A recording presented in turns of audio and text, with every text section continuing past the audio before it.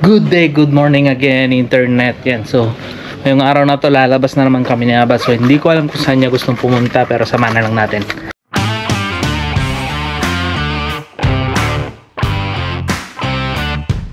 So where are we going now, Aba?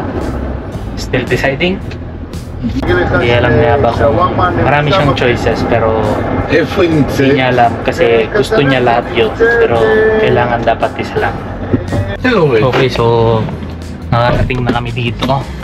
Hindi ko alam anong tawag dito. Dito sa Lebona, hindi ko alam kung anong tinda nila. So samahan niyo ako, pasukin natin. So antayin lang natin si Aba.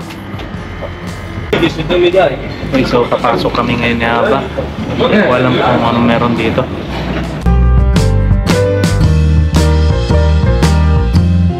Okay, so ang isang problema na naman dito is wala silang English, so kailangan ko na naman mag-Google Translate. Yan. Thank you sa'yo, Google. So meron sila dito nga Belgian waffle, supol, hindi ko alam kung ano mga churros. Long donut siya na may syrup.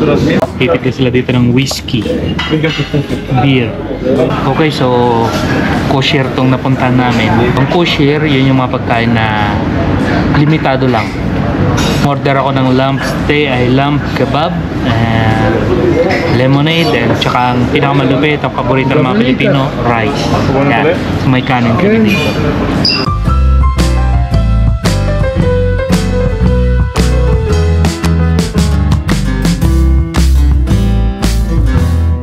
Okay, so itatry natin. Ito yung hummus nila na hindi pa nagiling. Ito, sa atin ang tawag natin dito ay chickpeas. Ito yung nilalagay natin sa higado.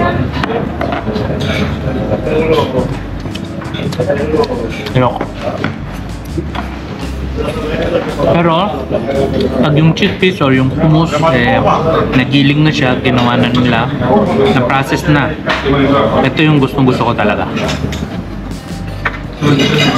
Masarap isaw-saw dito yung mga tinapay. And ito naman, mais na mayroong white cabbage.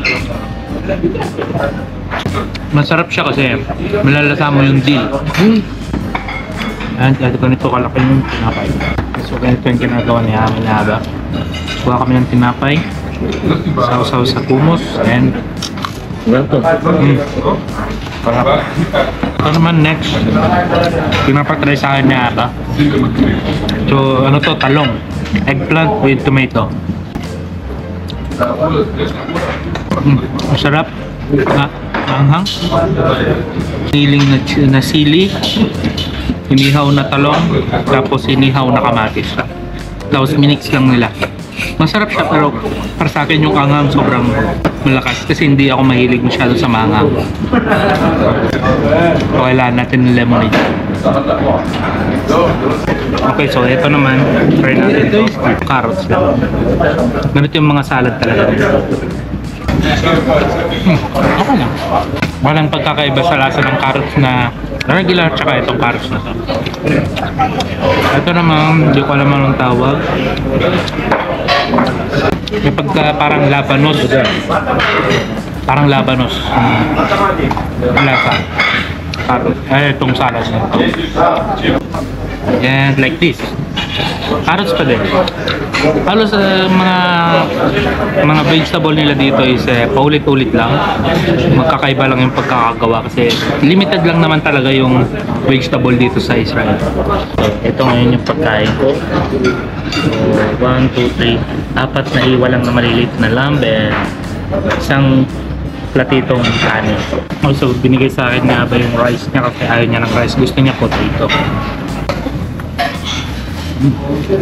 Marirate ko tong kainan na to siguro nasa 7 out of 10. Pero masarap tong lamb.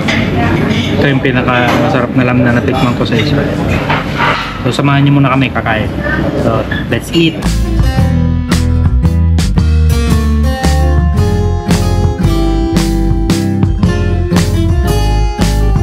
So naubos ko na yung pagkain ko. So kung kailan ko naubos yung pagkain, so ngayon ko lang napansin, akala ko kahoy lang siya kung saan nakatuhog yung kebab, pero mukha naman siyang cinnamon. This is cinnamon? Lasang cinnamon siya, so nag-add yung lasa niya dun sa may lamb.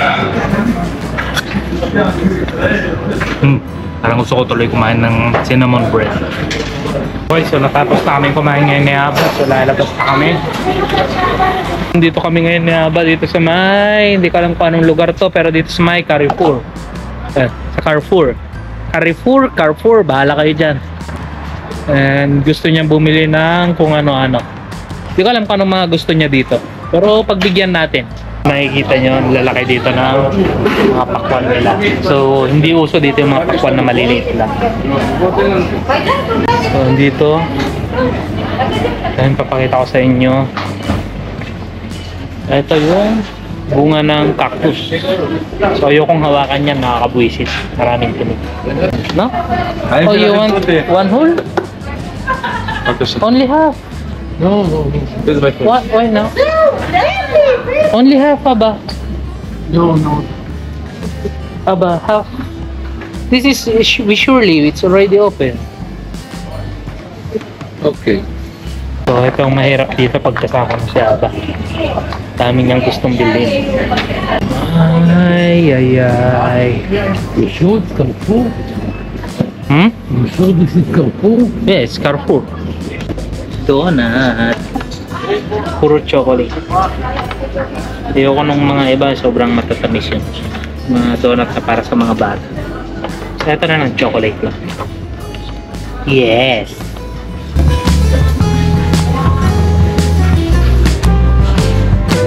Hanap na naman tayo ng iba.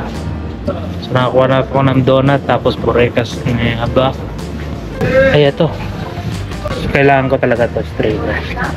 Ito. Cotton buds. Ito lang yung mga kailangan ko. Si Aba lang naman may mga kailangan na marami.